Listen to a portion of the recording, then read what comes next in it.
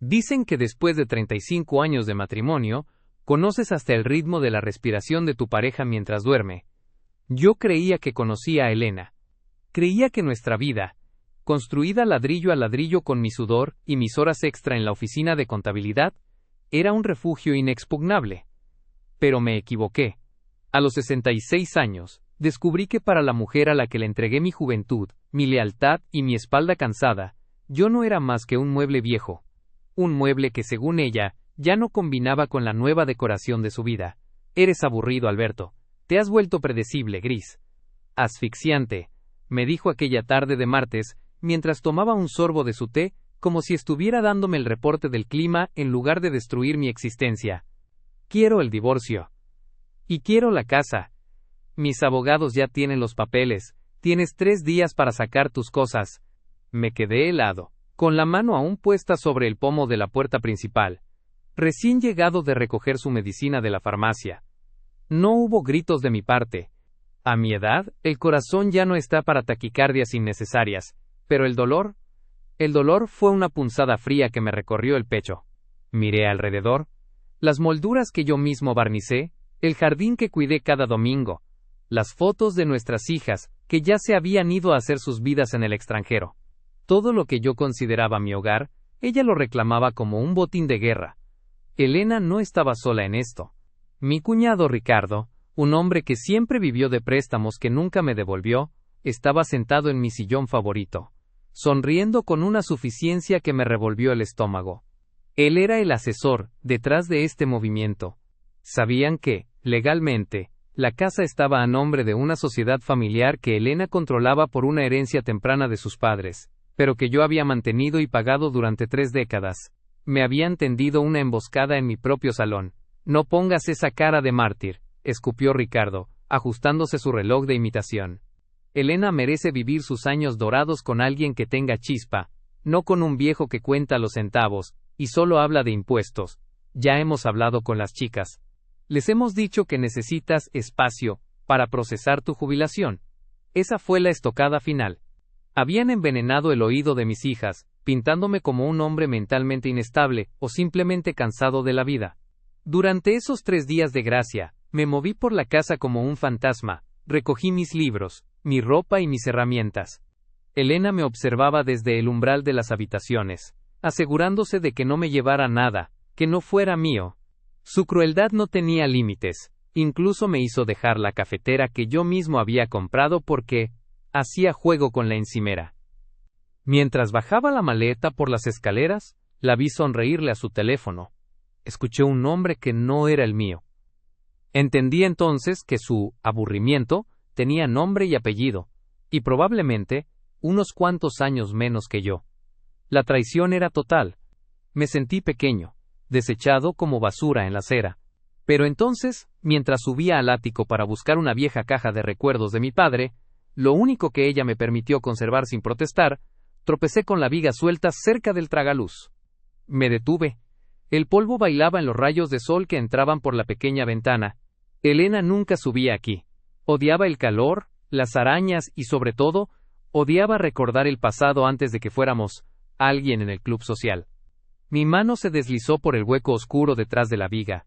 Mis dedos rozaron el cuero frío de un maletín que yo mismo había colocado allí hace 22 años, en una noche de tormenta en la que ella lloraba desconsolada, suplicándome que protegiera a la familia. Lo había olvidado, o quizás, mi subconsciente lo había enterrado para protegerme a mí mismo del peso de lo que contenía. En aquel entonces, yo era el esposo devoto que limpiaba los desastres de su mujer sin hacer preguntas. El aburrido, Alberto, que siempre encontraba la solución legal para que ella mantuviera su reputación de cristal. Abrí el maletín. El olor a papel viejo y a secreto podrido inundó mis pulmones.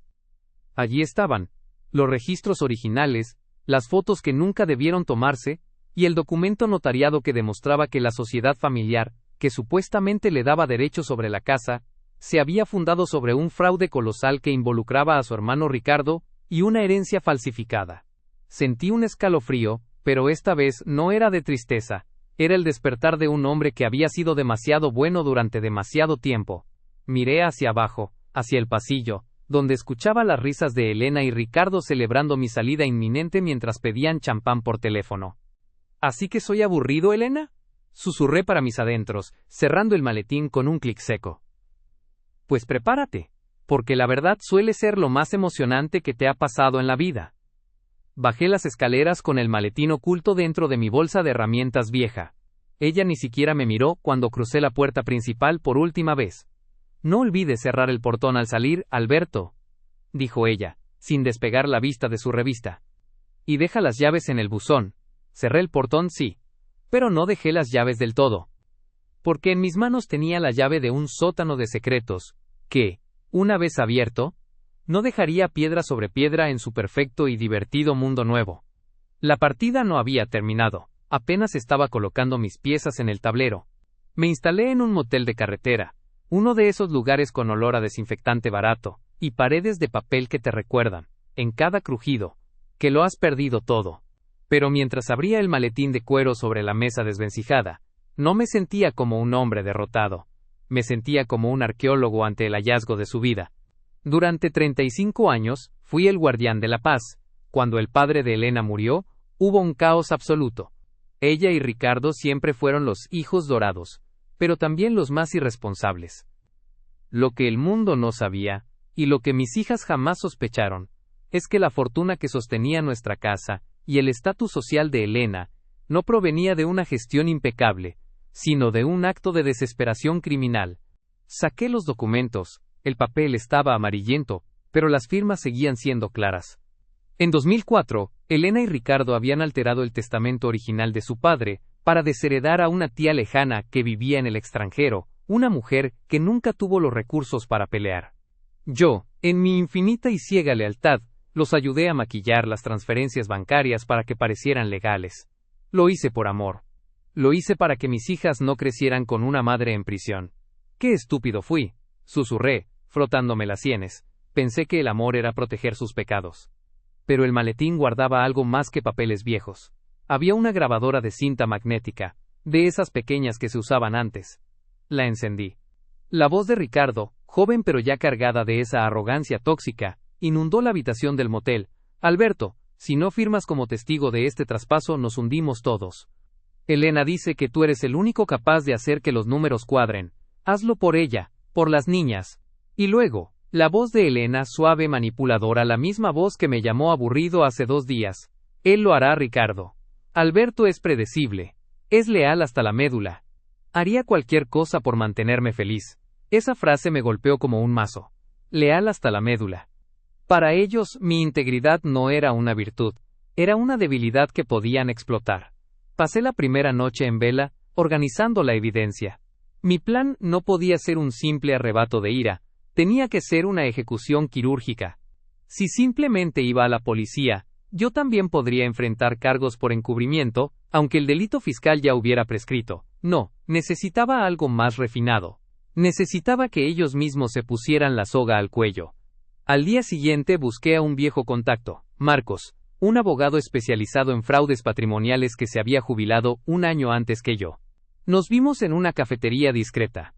Cuando vio los documentos, se le escapó un silbido. Alberto, esto es una bomba atómica, dijo Marcos, ajustándose las gafas. Si esto sale a la luz, la sociedad que es dueña de tu casa se disuelve de inmediato. Los activos tendrían que ser liquidados para reparar el daño original, o pasarían a manos del Estado por fraude procesal. Elena no solo perdería la casa, perdería hasta el apellido. No quiero que el Estado se la quede, Marcos, dije con voz firme, una firmeza que no sabía que aún poseía. Quiero que ella sienta lo que es quedarse en la calle. Quiero que Ricardo, que ha estado desangrando mis ahorros indirectamente, sepa lo que es trabajar un día en su miserable vida. ¿Qué tienes en mente?, preguntó Marcos intrigado. Ellos creen que me he ido a morir de pena a un asilo. Ricardo ya está presionando a Elena para vender la casa rápido y mudarse a un condominio de lujo en la costa. Necesitan mi firma para limpiar un último detalle administrativo de la sociedad antes de la venta. Están tan seguros de que soy un viejo acabado, que vendrán a buscarme para que firme, pensando que un par de lágrimas y una disculpa falsa bastarán. ¿Y vas a firmar? Marcos me miró con escepticismo. Voy a firmar. Sonreí por primera vez en días, una sonrisa que no llegó a mis ojos. pero no el documento que ellos creen. El plan comenzó a rodar.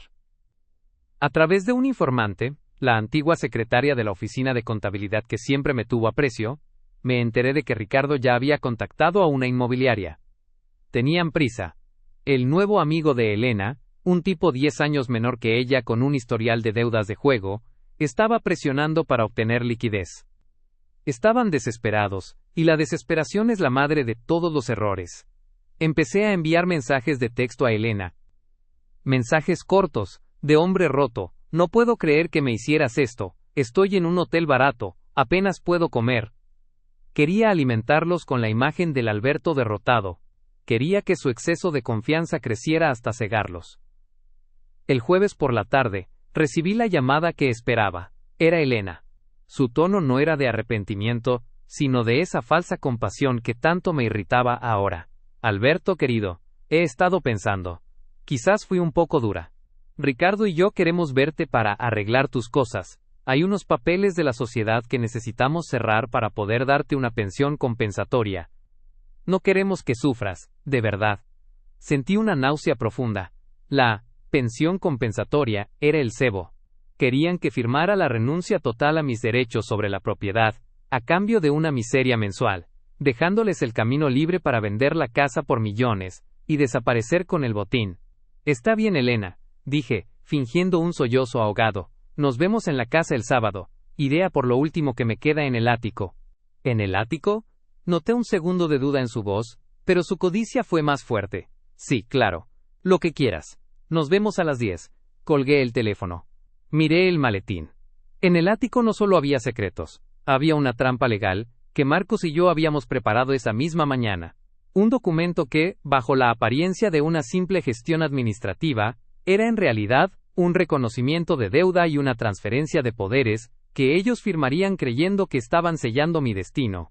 35 años, Elena, dije mirando su foto en mi billetera antes de sacarla y romperla en pedazos. 35 años siendo aburrido. Vamos a ver si aguantas la emoción de lo que viene. El escenario estaba listo. El sábado, el viejo Alberto entraría por esa puerta para pedir perdón, pero el hombre que saldría de allí, se llevaría las llaves del reino. El sábado amaneció con un cielo plomizo, como si el clima se solidarizara con el drama que estaba a punto de estallar. Me puse mi traje más viejo, ese que me quedaba un poco holgado, ahora que los nervios me habían quitado el apetito, y me aseguré de que mis hombros cayeran con el peso de un hombre que ha aceptado su derrota. Necesitaba que me vieran como un estorbo, que solo busca un rincón donde morir. Cuando estacioné frente a la que fue mi casa, vi el coche de Ricardo aparcado en la entrada. Un descapotable nuevo que sin duda, había sacado a crédito contando con el dinero de la venta de la propiedad. Al entrar, el olor a café recién hecho me dio una bofetada de nostalgia, pero me mantuve firme. Elena estaba en el comedor, rodeada de carpetas. Ricardo, con su sonrisa de vendedor de seguros fraudulentos, me ofreció una silla. Alberto, qué bueno que viniste. ¿Te ves cansado?, dijo Elena, aunque sus ojos brillaban con la impaciencia de quien quiere terminar un trámite molesto. He dormido poco, Elena. El motel no es como mi cama, respondí, dejando que mi voz temblara lo justo. Por eso mismo queremos solucionar esto rápido, intervino Ricardo, deslizando un fajo de documentos sobre la mesa de caoba. Mira, Alberto, para liquidar la sociedad familiar, y que Elena pueda seguir adelante, necesitamos que firmes estos cierres contables. A cambio, ella ha aceptado darte una suma global ahora mismo, $10,000. Con eso puedes alquilar algo decente y dejar de sufrir. $10,000. Una propina miserable comparada con los 2 millones en los que estaba tasada la propiedad.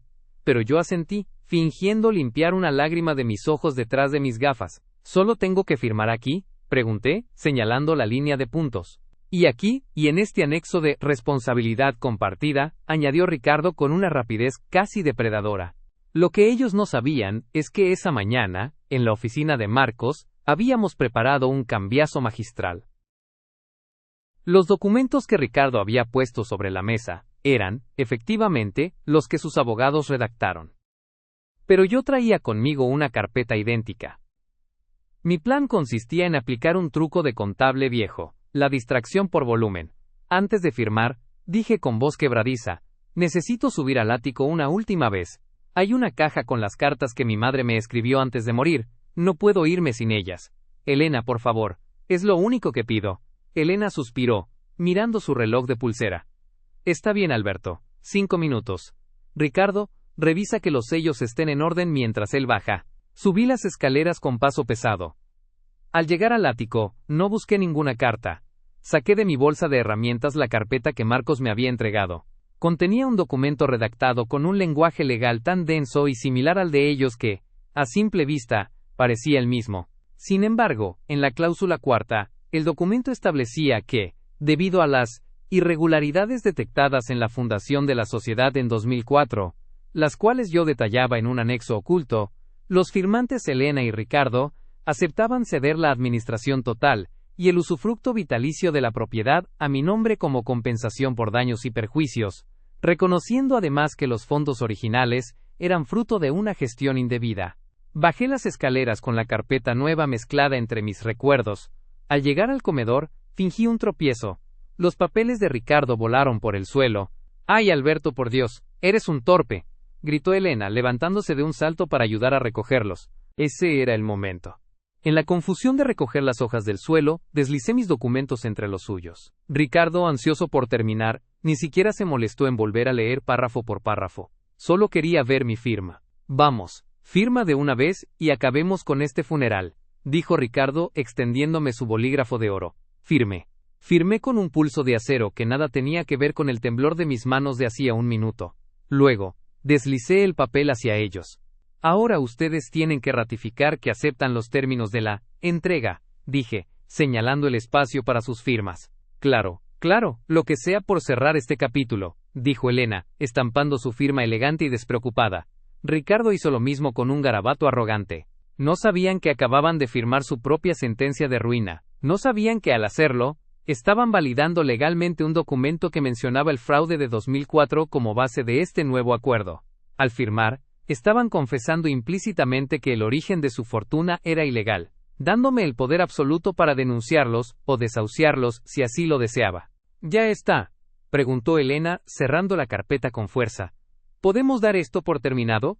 Casi, respondí, guardando mi copia del documento en el maletín de cuero que había bajado del ático. Solo falta un pequeño detalle. ¿Qué detalle?, preguntó Ricardo, sirviéndose un trago de mi whisky caro, creyéndose ya el dueño del lugar.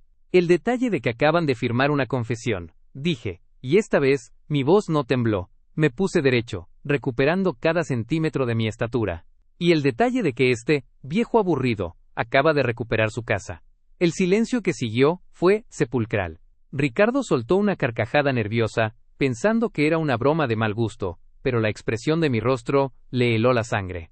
¿De qué hablas, Alberto?, preguntó Elena, con un matiz de miedo, asomando por sus ojos perfectamente maquillados. Hablo de que el ático guarda mejores secretos que tu memoria, Elena. En ese momento, el timbre de la puerta sonó. Eran Marcos y 2 oficiales de la notaría, que venían a dar fe del acto que acababa de ocurrir. El rostro de Ricardo pasó del rojo al blanco ceniza en un segundo. El error clave estaba cometido. Habían firmado sin leer, cegados por la soberbia de creer que yo era demasiado estúpido para defenderme.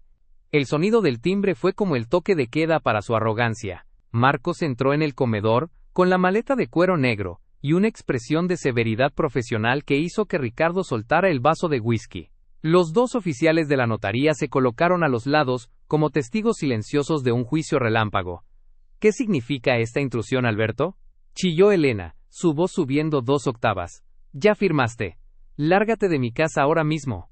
Ese es el problema, Elena, dije, caminando lentamente hacia la cabecera de la mesa, el lugar que siempre ocupé, y que ella creía haberme arrebatado. Ya no es tu casa. De hecho, legalmente, es muy probable que nunca lo haya sido de la manera en que tú creías. Marcos abrió la carpeta y extrajo el documento que acababan de firmar. Con una calma exasperante, leyó en voz alta la cláusula de reconocimiento de deuda y transferencia de activos. A medida que las palabras fraude, falsificación de testamento y cesión total llenaban el aire, el rostro de Ricardo se transformó en una máscara de horror puro. «Eso es una trampa», rugió Ricardo, lanzándose hacia la mesa para intentar arrebatar el papel. «Él nos engañó. Ese no es el papel que nosotros preparamos». «No, Ricardo. Es el papel que ustedes firmaron», intervino Marcos, bloqueándole el paso con una mano firme. Y lo hicieron ante testigos y bajo el amparo de una sociedad que, según estos otros documentos que Alberto rescató del ático, se fundó con capital obtenido de manera ilícita en 2004. Elena se dejó caer en la silla, con los ojos fijos en el maletín de cuero que yo sostenía. El color se le escapó de los labios. Ella sabía exactamente qué había allí. Sabía que el aburrido Alberto no solo guardaba facturas de servicios y recibos de impuestos, sino las pruebas de la noche en que ella y su hermano sellaron su destino criminal. Tú prometiste que te desharías de eso, susurró Elena, su voz apenas un hilo de aire. Dijiste que nos protegerías. Dijiste que me amabas. Y lo hice, Elena. Durante 22 años cargué con tu secreto como si fuera una piedra en mi propio zapato. Te protegí del escándalo, de la cárcel, y de la deshonra. Pero me echaste de mi hogar como si fuera un perro sarnoso porque te aburría. Mi lealtad tenía un precio, y ese precio era el respeto. Lo rompiste, y al hacerlo, rompiste el pacto de silencio. Saqué la pequeña grabadora de cinta y presioné, con acento agudo play. La voz de ellos dos, conspirando contra su propia sangre, contra su tía y contra la ley, resonó en el comedor que ellos querían vender. Los oficiales de la notaría tomaban notas rápidas. Cada palabra grabada era un clavo más en el ataúd de su libertad financiera. Esas grabaciones no valen nada en un juicio, gritó Ricardo, aunque sudaba a mares. Tienen décadas. El delito prescribió. El delito penal de falsificación quizá, dijo Marcos, con una sonrisa gélida. Pero el fraude civil para la obtención de bienes patrimoniales es otra historia, especialmente cuando acabas de firmar hoy mismo hace 5 minutos, un documento donde reconoces la irregularidad para compensar a Alberto. Acaban de reactivar la responsabilidad legal. En términos sencillos, le han devuelto la propiedad voluntariamente para evitar que él presente estas pruebas ante la fiscalía. Elena empezó a temblar. No era el temblor de la tristeza, sino el del pánico absoluto de quien se ve desnudo ante la justicia.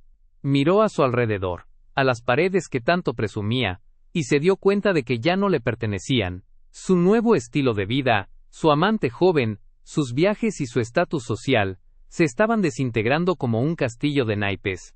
¿Qué quieres, Alberto?, preguntó ella, tratando de recuperar un poco de su tono manipulador. ¿Dinero? Podemos darte más. Podemos llegar a un acuerdo privado. El acuerdo ya está firmado, Elena, respondí, guardando la grabadora. Quiero que salgan de aquí. Ahora. Es sábado. No puedes hacernos esto, gritó Ricardo, golpeando la mesa. Tuviste la desfachatez de decirme que tenía 3 días para sacar mi vida de esta casa. Le recordé, acercándome a él hasta que nuestras narices casi se tocaron. Yo les voy a dar 30 minutos.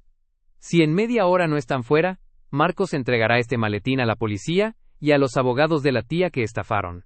Estoy seguro de que sus herederos estarán encantados de reclamar los intereses acumulados de 20 años. El pánico de Ricardo fue total. Sabía que no solo perderían la casa, sino que podrían terminar en unas celdas si los herederos de su tía decidían ir por todo. Miró a Elena, esperando que ella hiciera alguna de sus magias sociales, pero ella solo podía mirar el suelo, derrotada por el hombre al que siempre consideró inferior. Esto es una locura, chilló Elena, poniéndose de pie y lanzando su taza de té contra la pared. Mis hijas no te perdonarán esto, Alberto. Las pondré en tu contra. Ya lo hiciste, Elena. Ya les mentiste, dije con una calma que me sorprendió a mí mismo, pero ya hablé con ellas esta mañana. Les envié copias digitales de algunos de estos documentos. No están enojadas conmigo. Están avergonzadas de ti. Ese fue el golpe final. Elena se desplomó, sollozando sin consuelo, mientras Ricardo empezaba a meter frenéticamente botellas de whisky y objetos de valor en una mochila. El caos se apoderó de la casa que una vez fue mi santuario, pero yo solo sentía una paz inmensa. El peso de 22 años de secreto se había evaporado. 30 minutos, Ricardo, repetí, mirando el reloj de pared. El tiempo vuela cuando te diviertes, ¿verdad? Los 30 minutos más largos en la vida de Elena y Ricardo transcurrieron entre gritos ahogados, maletas mal cerradas, y el sonido de la desesperación. Yo me quedé de pie junto a la ventana del salón, observando cómo el sol intentaba romper las nubes. No sentía el placer sádico que pensé que sentiría. Lo que sentía era una limpieza profunda, como si por fin hubiera drenado un absceso que llevaba décadas infectando mi existencia. Ricardo bajó las escaleras cargando 2 maletas de diseño que claramente no le pertenecían, con la cara roja de esfuerzo y humillación. Al pasar junto a mí, intentó mantener un resto de dignidad. Esto no se va a quedar así, Alberto. Mi abogado encontrará la forma de anular ese papel. Me obligaste a firmar bajo coacción, escupió, aunque sus ojos evitaban los de Marcos, que seguía impasible con la carpeta en la mano. No hubo coacción, Ricardo, respondió Marcos con voz monótona. Hubo una negociación de liquidación patrimonial, basada en hechos delictivos previos cometidos por ustedes. Si quieres ir a juicio, adelante. Pero recuerda que lo primero que pedirá el juez es el origen de los fondos de la sociedad. ¿Estás listo para explicar de dónde sacaron el dinero para comprar este terreno en 2004? Ricardo no respondió. Sabía que abrir esa puerta era lanzarse de cabeza a una sentencia de prisión. Se dio la vuelta y salió por la puerta principal, lanzando las maletas en el asiento trasero de su coche deportivo, ese juguete caro que ahora no tendría cómo mantener. Luego bajó Elena. Se había vuelto a retocar el maquillaje, un intento patético de mantener su máscara de mujer perfecta, pero sus manos temblaban tanto que el rímel se le había corrido ligeramente en la esquina del ojo. No traía maletas grandes, solo un bolso de mano y un abrigo de piel. ¿De verdad vas a dejarme así?, me preguntó, deteniéndose a 1 metro de mí. Después de toda una vida, ¿vas a dejar que tu esposa duerma en un hotel? No eres mi esposa, Elena. Eres la mujer que hace 3 días me dijo que yo era asfixiante, y me dio 72 horas para desaparecer. La miré fijamente, sin rastro de la antigua sumisión. El hotel que elijas es asunto tuyo. Yo ya pagué mi cuota de hoteles baratos esta semana. Eres un monstruo, susurró ella con odio. No, soy el hombre que te protegió de tus propios monstruos durante media vida. Hoy simplemente dejé de sostener la puerta. Elena salió sin mirar atrás. Escuché el motor del coche de Ricardo rugir, mientras se alejaban a toda prisa, huyendo de las cenizas de su engaño. El silencio que quedó en la casa fue absoluto, pesado y, por primera vez en años, honesto. Marcos se acercó y me puso una mano en el hombro. Está hecho, Alberto. El acta notarial está firmada y sellada. Mañana mismo inscribiremos la modificación en el registro. La casa es legalmente tuya, de nuevo y de forma definitiva. Ellos no tienen base para reclamar nada sin incriminarse a sí mismos. Gracias, Marcos. De verdad. No me des las gracias a mí. Tú guardaste las pruebas. Tú tuviste la paciencia de un santo. Ahora, si me disculpas, tengo que llevar a estos caballeros a la oficina para archivar los originales. Cuando los oficiales y Marcos se marcharon, me quedé solo en el gran salón. Caminé por las habitaciones, tocando los muebles, las paredes. Ya no sentía que este lugar fuera una carga. Por la tarde, sonó mi teléfono. Eran mis hijas a través de una videollamada grupal. Temía ese momento, pero cuando vi sus rostros, no vi juicio. Vi dolor, pero también alivio. Papá, dijo la mayor, con los ojos llorosos, acabamos de escuchar los audios que nos mandaste. No puedo creer que mamá fuera capaz de algo así, de robarle a su propia familia. Y lo que te hizo pasar esta semana, no tenemos palabras. Perdónanos por haberle creído cuando dijo que estabas perdiendo la cabeza. No tienen que pedir perdón, les dije, sintiendo que un nudo se deshacía en mi garganta. Su madre es una mujer complicada. Yo solo quería que supieran la verdad antes de que ella inventara otra historia. ¿Qué vas a hacer ahora?, preguntó la menor. Voy a cambiar las cerraduras, dije con una pequeña sonrisa. Y luego, voy a subir al ático a limpiar. Hay mucho polvo acumulado de 20 años. Esa noche, por primera vez en 35 años, no dormí al lado de Elena. Dormí en mi propia cama, en mi propia casa, bajo mi propio techo, sin el peso de un secreto que no era mío. El aburrido Alberto había ganado. No con gritos, ni con violencia, sino con la precisión de un hombre que sabe que, en la contabilidad de la vida, al final, todas las cuentas tienen que cuadrar. Me levanté a medianoche y fui a la cocina. Me hice un café en la cafetera que ella dijo que hacía juego con la encimera.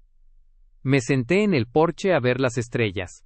El aire se sentía más ligero. Sabía que vendrían batallas legales menores, que Ricardo intentaría algún truco sucio, pero la base de su poder se había desmoronado.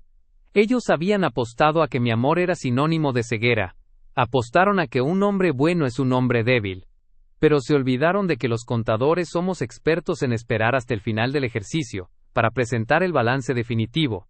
Y su balance, después de tanto lujo y tanta mentira, había dado un saldo de 0 absoluto. Han pasado 6 meses desde aquella mañana en que el silencio de mi casa dejó de ser una losa para convertirse en un santuario. A veces, me siento en el porche con un libro y una copa de vino, observando cómo los vecinos pasan y saludan. Ellos no saben los detalles escabrosos de lo que ocurrió tras estas paredes, pero en un barrio como este, las noticias vuelan. Todos saben que Elena y Ricardo se fueron con lo puesto, y que el tranquilo, Alberto se quedó con todo. La victoria material es satisfactoria, no voy a mentir. Recuperar la escritura de la casa y ver mi nombre, solo mi nombre, en los documentos de propiedad, fue un acto de justicia poética. Pero la verdadera victoria, la que me permite dormir 8 horas seguidas sin despertarme con el corazón en un puño, es la victoria moral. Me enteré por amigos comunes de lo que fue de ellos. Ricardo, privado del flujo de dinero que administraba de la sociedad familiar, tuvo que vender su coche deportivo para pagar las deudas de sus tarjetas de crédito. Ahora vive en un departamento alquilado en una zona que él siempre consideró de clase baja, trabajando como vendedor de coches usados. El karma tiene un sentido del humor muy agudo. El hombre que se burlaba de mi trabajo aburrido de contable, ahora tiene que rogar por una comisión para pagar la renta. Elena descubrió que su chispa no era suficiente para mantener a su joven amante cuando las cuentas bancarias se congelaron. El muchacho desapareció a las 2 semanas de que ella fuera desahuciada. Intentó llamarme un par de veces, usando tonos que iban desde la furia hasta el ruego lacrimógeno, pero no contesté. No por odio, sino por higiene espiritual. Hay personas que son como agujeros negros. No importa cuánto amor o lealtad les arrojes, nunca es suficiente. Solo se detienen cuando ya no tienen nada que absorber. Mis hijas vienen a visitarme a menudo. El mes pasado, pasamos el primer domingo de barbacoa en el jardín sin la tensión de las apariencias. Hablamos de todo, de sus vidas, de sus proyectos, y sí, del pasado. Ellas han tomado distancia de su madre, no porque yo se los pidiera, sino porque la verdad, es una luz que no se puede apagar una vez que se enciende. Verlas libres de las manipulaciones de Elena es, quizás, el regalo más grande que me dio aquel maletín del ático. A menudo me pregunto por qué esperé tanto. ¿Por qué permití que me pisotearan durante 3 décadas? Supongo que, a mi edad, uno confunde el sacrificio con la virtud. Pensamos que aguantar es lo mismo que amar. Pero ahora lo entiendo. El amor que no se basa en el respeto mutuo, es solo una forma elegante de esclavitud. Ayer subí al ático por última vez para terminar de organizar unas cajas. El hueco detrás de la viga sigue allí, pero ahora está vacío.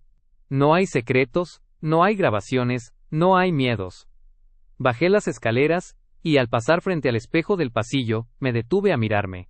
Ya no veo al viejo aburrido y asfixiante que Elena describió. Veo a un hombre que recuperó su dignidad a los 66 años. Un hombre que sabe que nunca es tarde para exigir el lugar que te corresponde en el mundo. A los que escuchan mi historia, y se sienten atrapados en una relación donde su entrega es vista como aburrimiento, o su lealtad como debilidad, les digo esto: no subestimen al hombre o a la mujer que guarda silencio. A veces, ese silencio no es falta de carácter, sino una acumulación de paciencia que cuando se agota, tiene la fuerza de un huracán.